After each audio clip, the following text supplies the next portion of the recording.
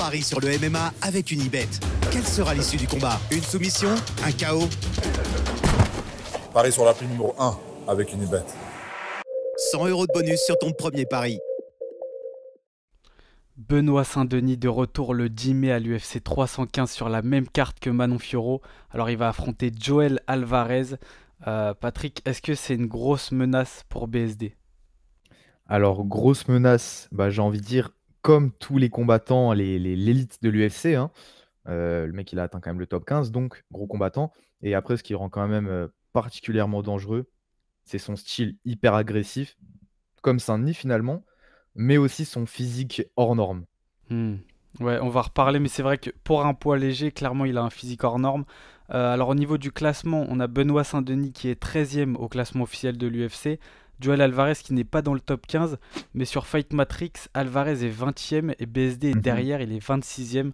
Donc clairement, Alvarez c'est un vrai client. Donc c'est un Espagnol de 32 ans, il a 7 victoires, 2 défaites à l'UFC. Donc il a 2 défaites, la première par décision unanime contre Damir Ismagulov. Et d'ailleurs, c'est le seul combat de sa carrière qui est allé à la décision. Donc c'est dire le style un petit peu du gars. Je pense que ça peut être très spectaculaire ce combat. Après, ça remonte quand même. Ouais, ça remonte, c'était le 23 février 2019 exactement. Il a également perdu contre Arman Tsarukyan, donc l'actuel numéro 1 de la division. Arman Tsarukyan, donc c'était le 26 février 2022. Et c'est une défaite, on va en reparler, mais je pense que c'est vraiment une défaite dont BSD peut s'inspirer justement pour avoir un chemin de la victoire face à Joel Alvarez. Donc, comme je le disais, c'est un adversaire redoutable. Il a 22 victoires, toutes par finish. Clairement, c'est impressionnant. 17 soumissions et 5 par KO TKO. Il a un style complet parce qu'il est très opportuniste au sol, opportuniste et dangereux. Et la preuve, donc, c'est 17 victoires par soumission. Debout, c'est un striker technique.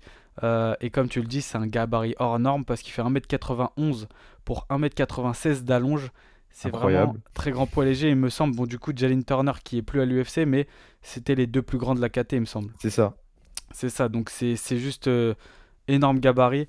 Et Alvarez, là, qui est sur 3 victoires consécutives contre des bons noms, pardon. Sa dernière victoire, c'est un KO face à Drakkar Klose, donc le 14 décembre 2024.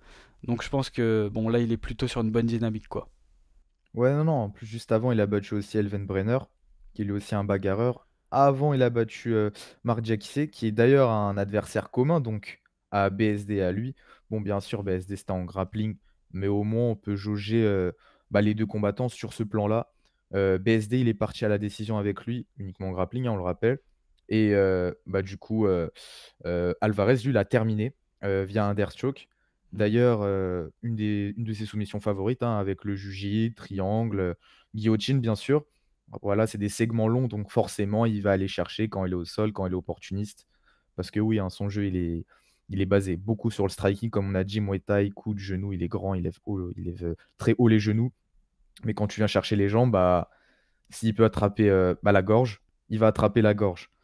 Et donc, Alvarez, oui, comme on a dit, on peut dire c'est un petit peu un bourbier quand même pour BSD qui a aujourd'hui 29 ans, qui va sur ses 30 ans. Donc quand même, on peut dire qu'il rentre dans son prime. Enfin, je sais pas, t'en penses quoi pour toi? C'est l'âge. 30 ans, c'est censé être l'âge prime d'un athlète. Après, au niveau de sa carrière, là, on va y revenir, mais il est quand même sur une période assez compliquée. En 2024, ça a été compliqué, quoi. C'est ça, ouais. À l'UFC 299, donc en mars, il prend son premier KO, sa première grosse défaite contre Dustin Poirier. Ensuite, UFC Paris, septembre. Encore une fois, c'est la catastrophe devant le public, devant nous, quoi. Grosse défaite, pareil, de l'arbitre, hein. C'est un grand revers dans sa carrière. Et donc, c'est ça. Et donc là, il peut potentiellement se relancer contre Alvarez. Et entre-temps, bien sûr, il faut le mentionner quand même, il a changé d'équipe. Il est passé avec Nicolas Hott. Nicolas Hott, sûrement, qui aura un game plan cette fois-ci, contrairement au combat contre Moïcano. D'ailleurs, il y a quand même quelque chose qui me fait assez peur. Nicolas Hott, lui, bon, c'est dans son plan, c'est de revenir avant l'UFC Paris.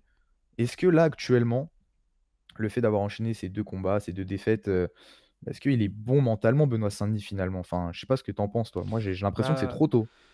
Ça, on peut pas savoir. Je pense qu'on saura juste le jour du combat, une fois que les deux Mhm. seront dans la cage. Mais c'est vrai que moi, quand j'ai vu ça, je me suis dit, est-ce que c'est peut-être pas un peu tôt, tu vois, après, parce que là, comme tu l'as dit, il y a une défaite par KO contre Poirier. Ouais, Contre Moïcano, c'est quand même une défaite très brutale avec c'est ce vrai. premier round et l'arrêt du médecin. Donc c'est plus physiquement, je pense que ça va. À mon avis, ils savent ce qu'ils font. Ils savent ce qu'ils font, pardon. C'est plus mentalement où on peut se demander, tu vois. Mais je pense que BSD, c'est un gars qui a besoin d'être actif. À mon avis, Ok. Nicolas Haute, il sait ce qu'il fait. BSD, il sait ce qu'il fait. Bah oui. C'est vrai que c'est seulement depuis janvier, tu vois, qu'ils travaillent ensemble. Donc ça fait que 4 mois. Mais je pense que les deux, vraiment, ils sont organisés dans leur taf et tout. Et je pense pas qu'ils se seraient jetés comme ça dans un combat sans se poser cette question-là, tu vois. Et leur plan, ouais, c'était de combattre, donc d'avoir un combat de retour avant l'UFC Paris, parce que l'UFC Paris, c'est un événement pour BSD qui est quand même Important. qui est important et c'est Bah beaucoup de oui. pression, c'est à domicile, etc. Donc il fallait ce combat de retour. Je pense que ça reste une bonne chose, tu vois. Dites-nous en commentaire, vous, ce que vous en pensez. Est-ce que vous pensez que BSD fait bien de revenir aussitôt? Est-ce que vous pensez qu'il aurait dû peut-être plus attendre après ces deux défaites? Dites-nous tout ça en commentaire, ça nous intéresse. Mais ouais, je pense que ils savent ce qu'ils font, tu vois. C'était dans Mhm. leur plan. Il faut suivre le plan. Après, là, ils font face clairement à un adversaire. C'est pas un cadeau. L'UFC, de toute façon, j'ai l'impression qu'ils veulent vraiment pas faire de cadeau à Benoît. Ouais, j'ai Euh, l'impression, hein. Clairement, là, comme on le dit, c'est un sacré adversaire. Mais il y a des voies, des chemins de victoire pour BSD. Mhm. Euh, on va peut-être un petit peu parler plus du combat à proprement parler. Est-ce que tu penses que Alvarez debout, il aura un avantage face à Benoît? Bah, clairement, l'avantage déjà de la taille, de la longe, 1,91 m, 1,96 m, comme tu as dit, d'allonge, forcément, il peut maintenir bah, Benoît devant. Mais bon, on connaît le style de Benoît, c'est il avance, il avance, il avance, après avoir le game plan de Nicolas Hoth. Mais il faut souligner aussi que Alvarez, c'est un mec qui avance de ouf. C'est un mec du Muay Thai, il vient, il envoie des kicks de tueur. Tout ce qui est low kick, spécialement les cal kicks, il est check. C'est quelque chose, je dirais pas de rare à l'UFC, même en MMA, mais quand même, c'est pas tous les combattants qui le font, qui détruisent les doigts de pied de leur adversaire avec ça. Hem, les coups de genoux, bah, forcément, il a un avantage sur absolument tout le monde dans sa division. S'il vient, il prend les mecs en clinch, il envoie le genou, c'est fini. Il aime bien coller à la cage. C'est un poison, en fait. C'est un poison et je pense qu'aussi avec la dynamique actuelle, je pense que, bah, avec les côtes, je vais me mouiller, je pense il aura l'avantage dans les côtes, il Ouais. aura une côte plus basse que Benoît. Ouais, ouais, je pense, à mon avis, ouais, ouais, clairement. Et surtout Mmh. par rapport aux dynamiques, tu vois, ça C'est joue pas ça, c'est mal chez ça. les bookmakers. Euh, Moi, je pense que c'est risqué, tu vois, mais à mon avis, BSD, là où il a un chemin vers la victoire, pour moi, et qui est clair, et c'est peut-être le plus évident et le seul, tu vois, mais c'est vraiment, il doit rester agressif. Son agressivité, de toute façon, c'est une force. Pour moi, ça fait partie de son style, donc Mmh. euh, mettre ça de côté, ce serait une erreur. Mais là, je pense que ça doit vraiment être l'un des éléments clés pour Benoît dans le sens où il doit pas laisser Alvarez installer son jeu, prendre le centre de la cage et déballer son striking, envoyer ses kicks, ses machins. Il doit pas le laisser faire ça, donc il doit être agressif, il doit le presser absolument. Et le but, c'est d'amener, selon moi, hein, le but, ça devrait être d'amener Alvarez au sol. OK. Parce qu'en plus, Alvarez, on sait qu'il accepte quand même assez facilement le sol, ou Oui, du moins, c'est pas le gars qui a la meilleure défense de takedown de l'UFC, loin mais de c'est son là, jeu. parce que c'est aussi son jeu. Mais une fois au sol, là, BSD, il va devoir être solide, selon moi, puissant, solide, contrôlé, et on l'a déjà vu faire ça.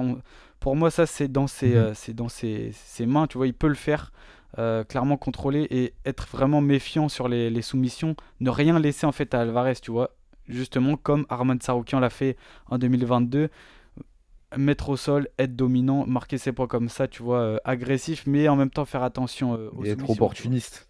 Être opportuniste aussi quand il peut le opportuniste, finir, bah, le finir. c'est Ouais, ça. bah, en vrai, c'est plutôt logique comme, bah, comme approche parce que finalement, bah, c'est le seul à l'UFC à l'avoir fini de cette façon. Sinon, il y a être un striker et le surclasser comme Ismagulov. Ismagulov, on le sait que c'est striker d'élite, hein, un tueur à gages. Décision, est-ce que Benoît peut faire ça?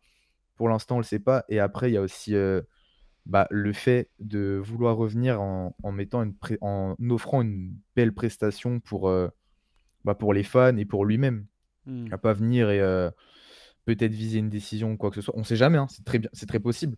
Ouais. Mais finir quand même Alvarez à l'UFC, ce serait quand même intéressant. Ouais, c'est clair. Mais après, quand tu vois le profil des deux, les Mhm. deux, c'est les décisions, c'est pas leur fort. Non. Donc on a envie de se dire, bah ça c'est sûr que ça va pas aller à la décision. Mais d'un autre côté, j'ai l'impression, et ça j'en parlais justement avec Anthony Rea, c'est vrai que quand tu as deux combattants qui ont l'habitude des finishes, au final, on a l'impression qu'il y a un truc qui s'annule et ça va à la décision, tu vois. Donc limite, je serais même pas étonné qu'il y ait une décision. Après, c'est un peu tôt pour faire des plans sur la comète. Mais, Bah oui. euh, mais ouais, je pense que, en tout cas, pour moi, le chemin de la victoire pour BSD, c'est d'amener au sol, de contrôler, d'être dominant au sol et surtout de faire très attention aux techniques de soumission d'Alvarez. Rien lui laisser, pas un poignet, pas une cheville, pas un coup, rien du tout. Être dessus, frapper avec les coudes. Justement, prendre exemple sur cette performance d'Arman Saroukian, tu vois. Et je pense qu'il en est largement capable, en vrai. Oui, et cette victoire, concrètement, elle pourrait le repropulser, elle pourrait le relancer. Mm. Enfin, finir Alvarez, comme on l'a dit, bah, c'est déjà s'assurer une place à 100 dans le top 15, même s'il est déjà dedans, Ouais, c'est être sûr que la je prochaine fois, confirme. enfin, je ne veux pas l'assurer, mais quand même, un adversaire qui est dans le top au moins, et surtout envoyer un message re-envoyer un message parce qu'il l'a déjà fait à plusieurs Ouais, reprises. C'est: «Je suis encore là, je suis pas ouais, parti». c'est vrai. À 29 ans, qui va bientôt sur ses 30, donc ce serait intéressant. Ouais, c'est clair. Bah, je pense que Mmh. c'est parfait pour conclure ce podcast. Mais je suis entièrement d'accord avec toi. Je pense qu'il peut se relancer justement avec cette victoire face à Mmh. un adversaire de très haut niveau. Et d'ailleurs, on aura bientôt la réponse parce que c'est dans un tout petit peu plus d'un mois. Donc C'est ça va ça. arriver très très vite. Voilà les gars, bah dites-nous en commentaire ce que vous pensez de cette affiche. Est-ce que vous pensez que Benoît Saint-Denis est en danger face à Joël Alvarez? Est-ce que vous pensez que ça va être une guerre? Dites-nous tout ça en commentaire. Si vous avez apprécié ce contenu, n'hésitez pas à laisser un like, abonnez-vous, activez la cloche pour ne pas manquer les prochaines vidéos. C'était Patrick et Lorenzo. Nous on se dit à la prochaine sur Actu MMA. Ciao.